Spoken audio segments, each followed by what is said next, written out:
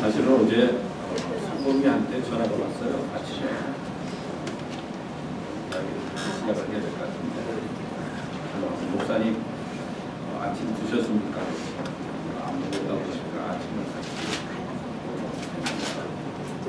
아침을 같이 아침과 점심을 잘 먹었어요. 어제 또 커피도 한다. 목사님 피곤한데 간 마사지 하러 갑시다. 아니 대학생이라고 마사지를 하러 가요.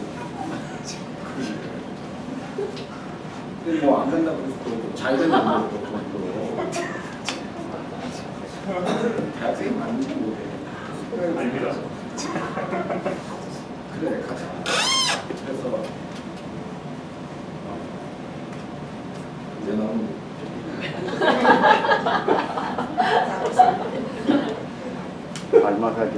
발 마사지를 어제 잘 했어요. 아빠는 이제 나오는데 한 말 목사님 설교 준비 열심히 하십시오. 이게 설교 준비를 그 말을 듣고 나니까 이게 또 설교 준비하는데도 얼마나 부담이 되는지. 그래서 우리 학생들이 교회 잘 나오는데 그래도 교회를 어떻게 생각하는지 그랬더니 어떤 친구들은 그냥 의리로 교회 나오려고 믿음으로 나오는 것보다 그냥 다른 데 가는 것보다 의리로 목사님 생각해서 의리로 나온다 그런 교회 나오려고. 그래서 제가 생각하니까 참 의리로 교회 다니는 친구들도 끝까지 자리 지켜서 이렇게 봉사하는 여러분들 오늘 설교 제목이 뭐냐면은 내 마음 밭에 뿌려진 겨자씨 믿음. 내 마음 밭에 뿌려진 겨자씨 믿음이라는 제목으로 잠시 말씀을 전달드리려고 하는데요. 제가 신학교를 다닐 때 서울 본동에 있는 본동 제1교회라고 있어요. 중고등부 교육봉사로 봉사한 적이 있었어요. 중고등학생들이 한 150여 명 나왔는데 그때 이제 뭐 결혼도 하기 전이고 또 신학교 다니는 그 젊은 여러분 비슷한 또래에 이제 가서 전도사에서 이제 봉사를 하는 거죠. 근데 그 당시에 교사들이 참 좋은 교사들이 많이 있었어요. 근데 그 학생들을 가르치는 것보다는 전도사는 이제 교사 훈련을 시키는 게 참 중요하잖아요. 그래서 매주마다 이제 교사 훈련을 하는데 그때 이제 고대 고려대학교 대학원 다니던 한 친구가 있었는데 그 교사들 멤버 중에 이제 좋은 아가씨들도 있고 또 여러 또 좋은 분위기니까 자기가 교사하겠다고 지원을 한 거예요.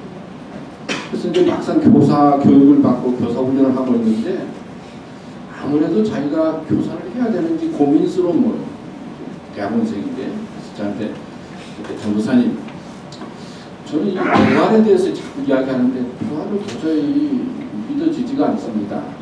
또 하나님 어떤 기적에 대한 성경 말씀을 자꾸 하시는데 이 성경에 대한 기적이라든지 이런 사실들이 참 믿어지기가 힘들고 또 어떤 때 하나님이 계신지 안 계신지도 잘 모르겠는데 또 어떻게 해야 됩니까? 저한테 질문을 했어요.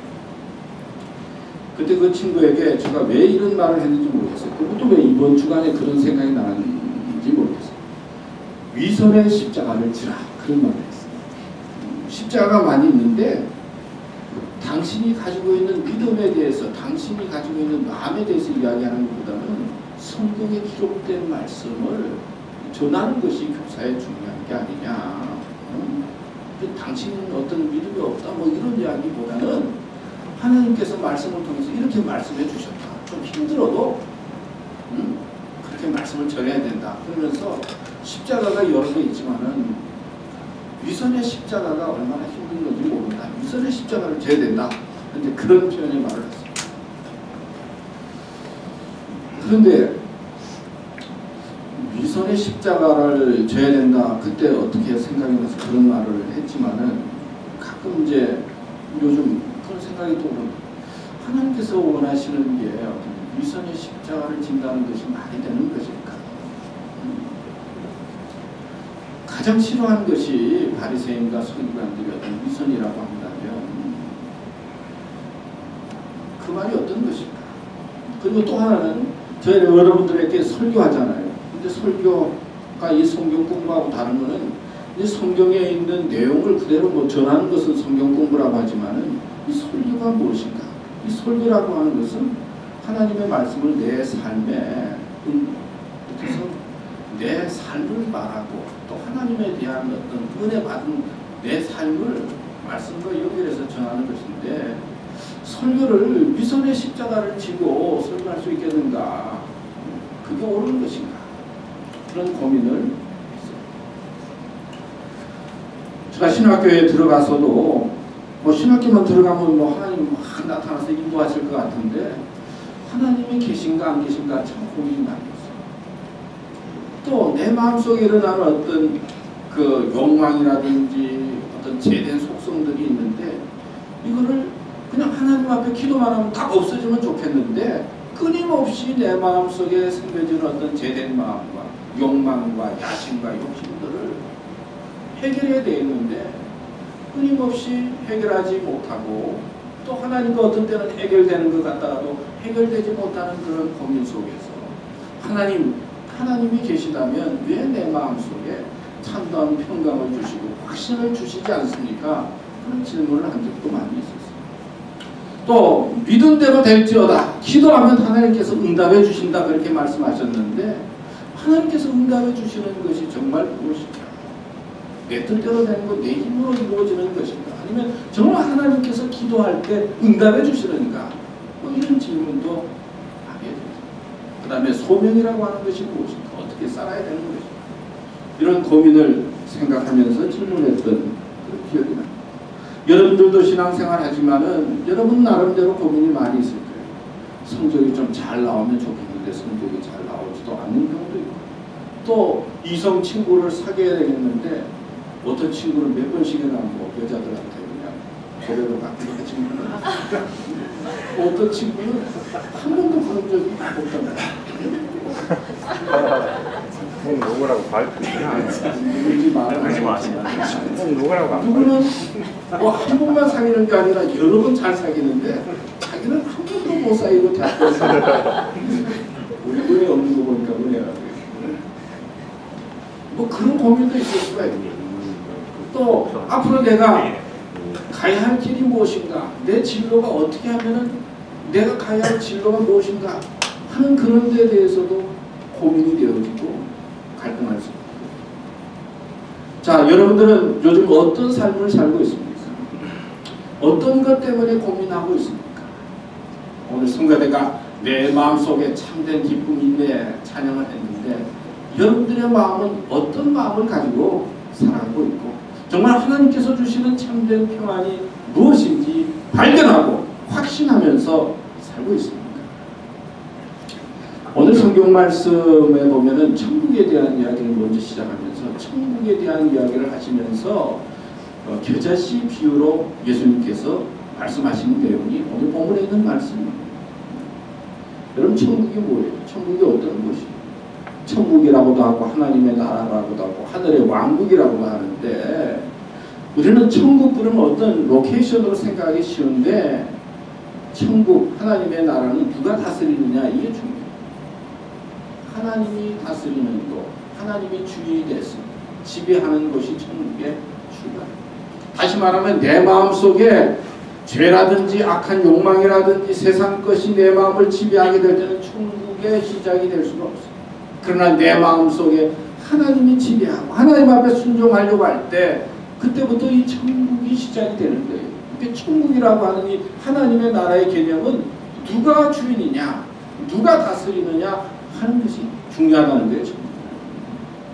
그 다음에 또 천국 이야기할 때는 우리가 행복하고 고통이 없고 아픔이 없는 그런 꿈과 같은 거, 우리들이 이상적으로 꿈꾸는 세계, 그렇게 이야기할 수가 있어요. 우리가 세상에 살아갈 때 고민 없고 괴로움 없는 사람이 없잖아요. 그러나 하나님께서는 우리를 위해서 예배해 주신 좋은 하늘의 세계가 있다는 것을 우리들에게 소망으로 해주셨어요. 행복의 세계, 꿈의 세계. 그리고 또 천국을 이야기하죠. 그 다음에 성경은 천국은 예수 믿는 사람이 가는 곳이다. 내 힘으로 가는 것이 아니라 내 능력으로 가는 것이 아니라 예수님을 믿고 예수님 통해서 가는 것이 하나님의 나라다 하는 것으로 말씀하고 있습니다.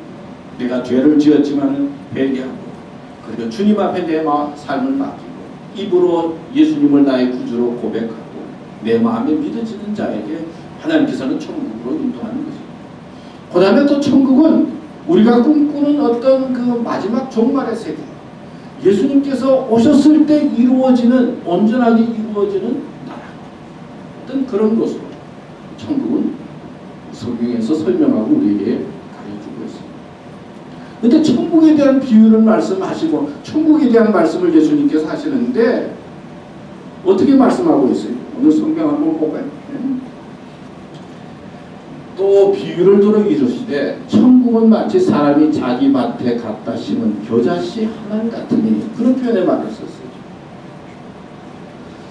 제가 생각하기에는 천국은 어떤 사람이 가느냐? 반석과 같은 믿음이 든든한 사람이 간다. 응? 행함이 있는 믿음이 있는 사람이 간다. 믿음이 좋은 아주 백향과 같은 그런 견고한 그런 사람이 간다. 우리가 생각할 때는 이 하나님께서 예배해 주신 이 천국에 갈 수 있는 사람은 또 갈 수 있다라고 말할 때 예수님께서 말씀하시기를 믿음이 좋아야 된다, 믿음이 커야 된다, 흔들리지 않아야 된다, 주의 뜻을 행하는 사람이어야 된다, 그렇게 표현할 것 같은데 예수님은 천국은 마치 사람이 자기 밭에 심은 겨자씨 하나를 같다, 그런 표현을 말했어요. 여기서 저는 이 말씀을 보면서 먼저 작은 것을 귀하게 여기시는 하나님을 생각합니다. 그리고 작은 것뿐만 아니라 가능성을 보시는 하나님, 그런 생각을 했습니다.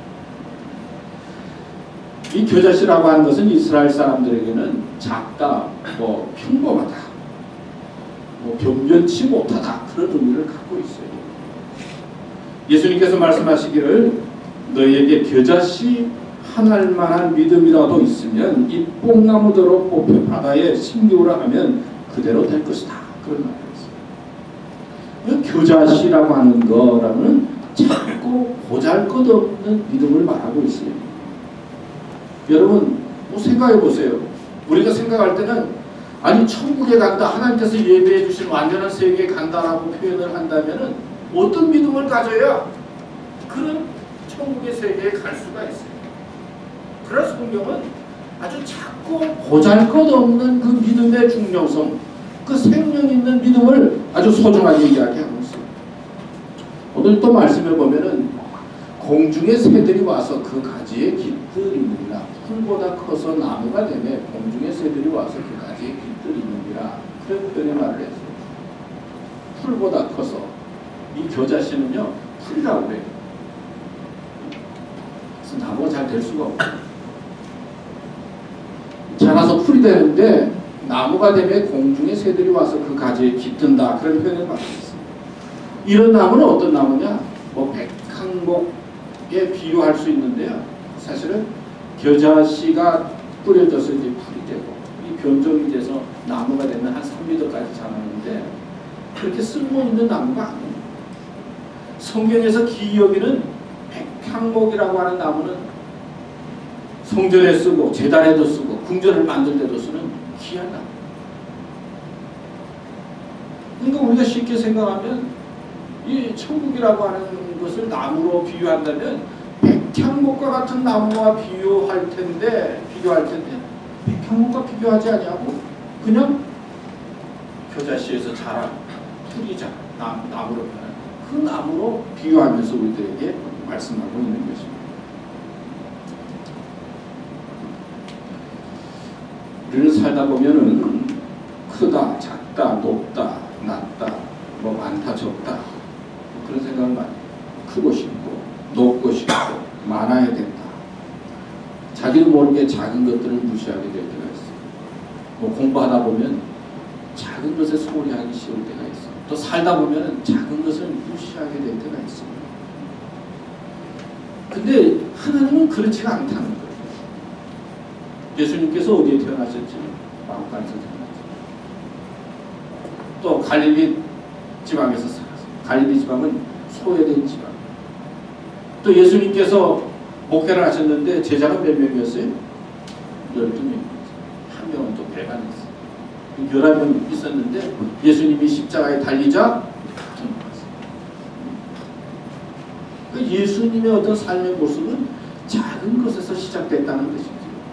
그리고 작은 것을 소중히 여기는 하나님의 뜻을 예수님을 통해서 우리에게 보여주시는 거예요. 예수님도 제자들에게 큰 믿음을 요구하지 아니했어요. 만일 너에게 믿음이 겨자씨 하나만큼만 있어도 이 산을 명하여 여기서 저기로 옮겨지라 하면 옮겨질 것이요 또 너희가 못할 것이 없느니라. 그런 표현을 말했어요. 저는 이 적다 작다 이런 것을 뭐 합리화한다든지 뭐 좋다고 그렇게 표현하는 것은 아니에요. 크면 좋죠. 또 성장해야 되겠죠.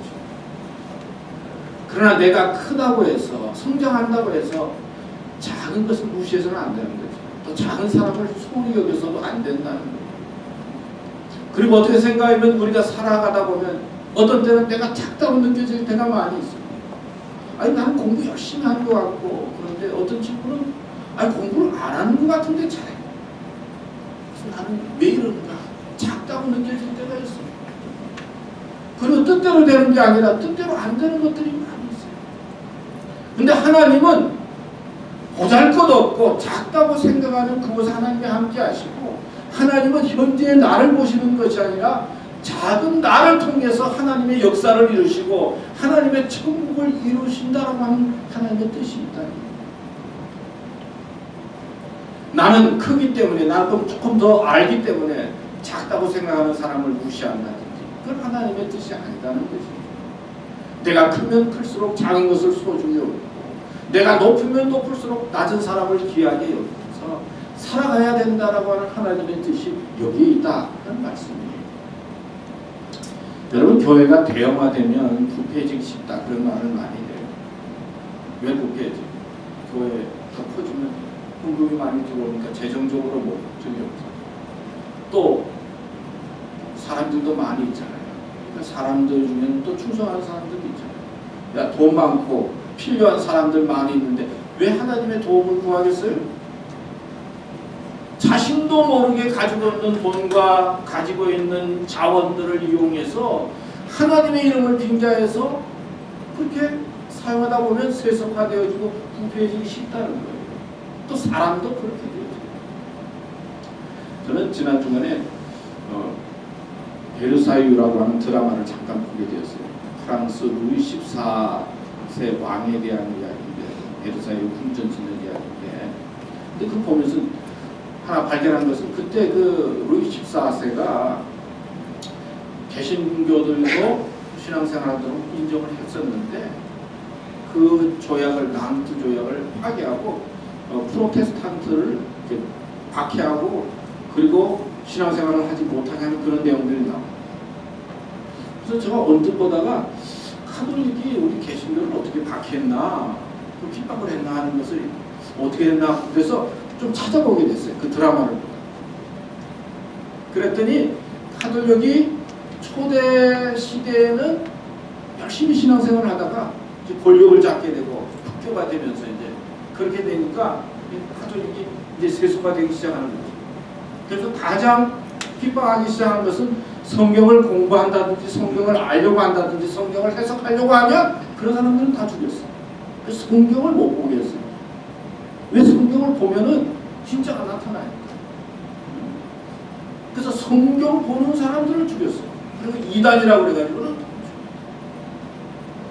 그리고는 카톨릭 교회를 조금이라도 비판하고 부정하고 미사에 대해서 말하는 사람이 있으면은 그것도 이단성 그래가지고 그 뭐 통계가 얼마나 나오는지 모르겠지만 어느 나라에서는 100만 명 그 당시 한 회기 동안에 100만 명 그다음에 1,800명을 파형시키고 보니까 역사적으로 보니까 하여튼 카톨릭한테 개신교인들이 죽은 게 수천만 명은 될 것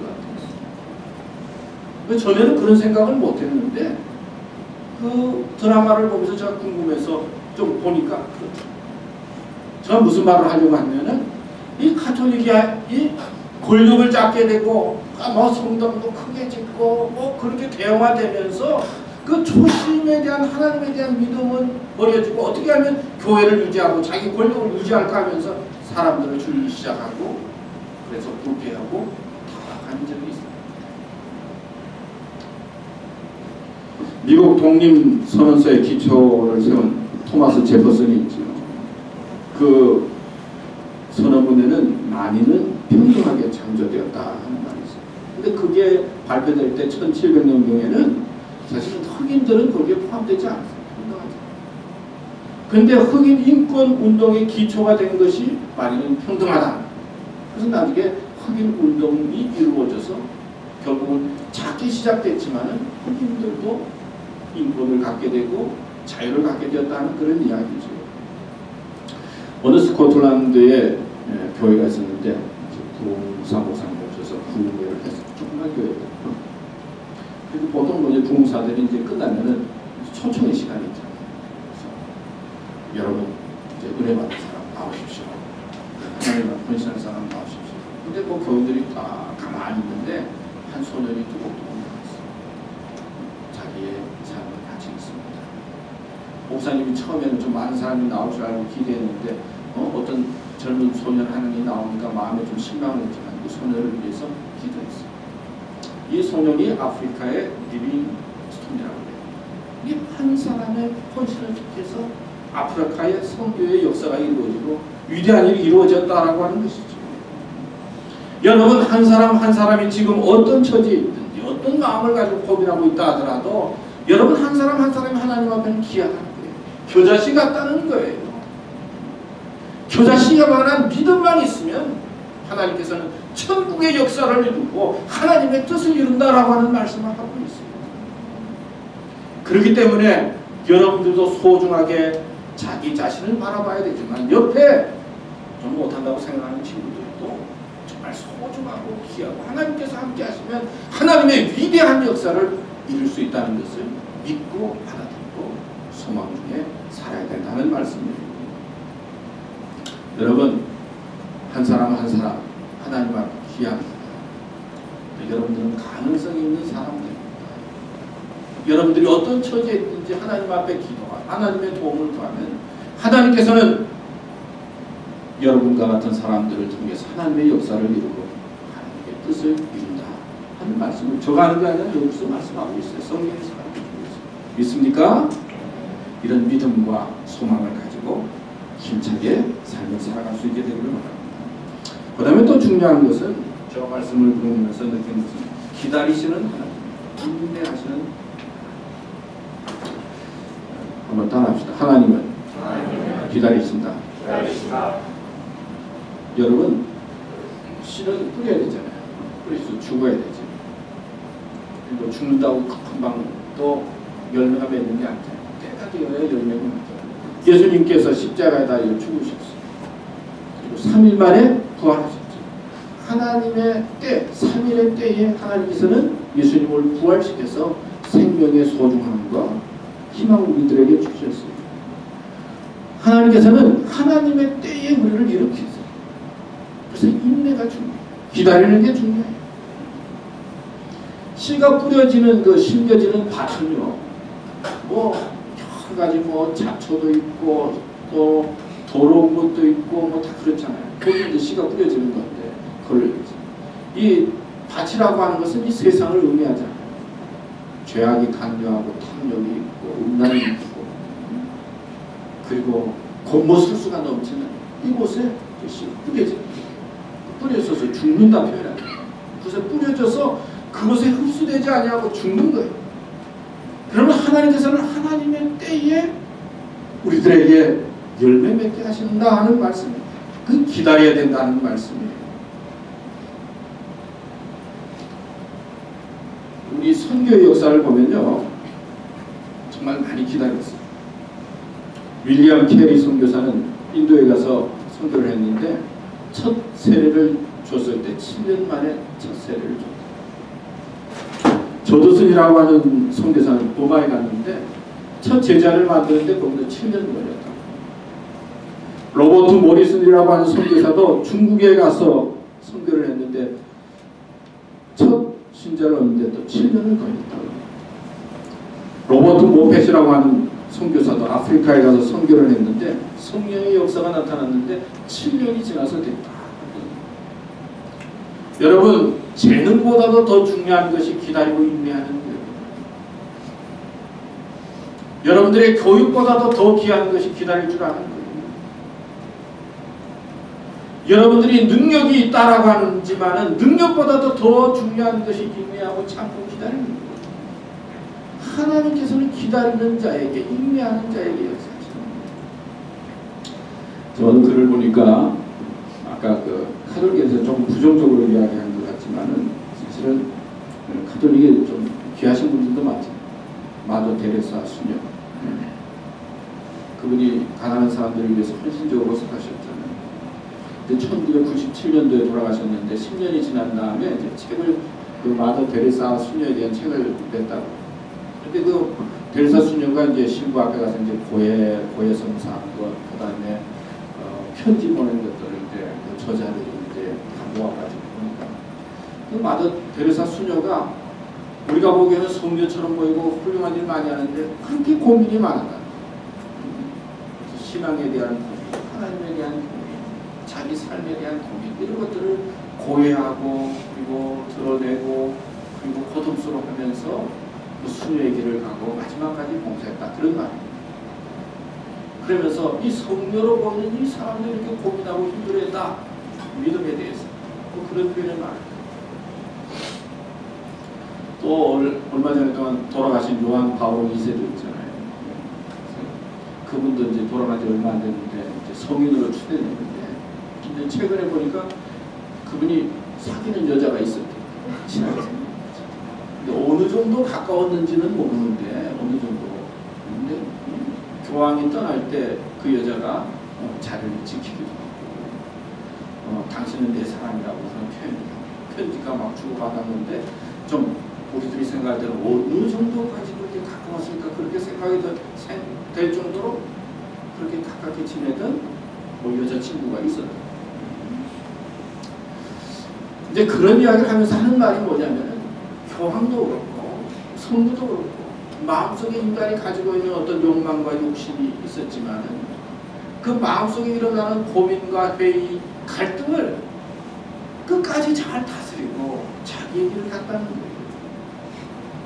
마음속에 회의가 없는 게 아니라 고민이 없는 게 아니라 고민이 있고 회의가 있어도 하나님께서 원하시는 삶의 자리에서 포기하지 않고 끝까지 인내하고 감으로 말미암아 그 속에 아름다운 열매가 있고 역사가 있었다. 그런 말씀이죠. 어떤 때는 여러분들이 친구들하고 사귀다가 문제가 생기면 교회를 떠나고 싶기도 하고 또 뜻대로 되지 아니하면 하나님을 몰려하고 싶기도 하고 또 잘못해서 우리가 실수하는 자리에 들어갈 수가 있어요. 그러나 하나님은 이 겨자씨 비유를 통해서 우리를 향해서 언제나 기다리고 있다는 거예요. 그런 삶 속에서도 언제나 포기하지 않고 믿음의 자리에 있어야 된다는 것을 오늘 성경은 우리에게 가르쳐주고 있습니다. 여러분 그렇습니다. 중요한 것은 갈등이 있느냐 없느냐 그것보다는 그 속에서도 포기하지 않고 끝까지 하나님의 길을 가야 된다 하는 말씀을 하고 있습니다. 어떤 때는 기도를 시키면 기도를 오래 하는 사람 있잖아요.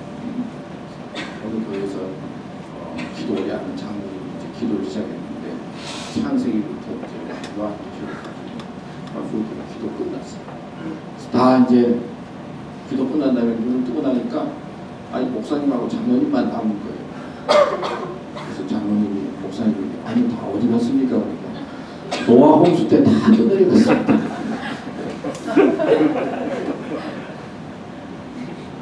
여러분 힘들어도 끝까지 기다리고 인내하는 자에게 하나님께서 역사하십니다.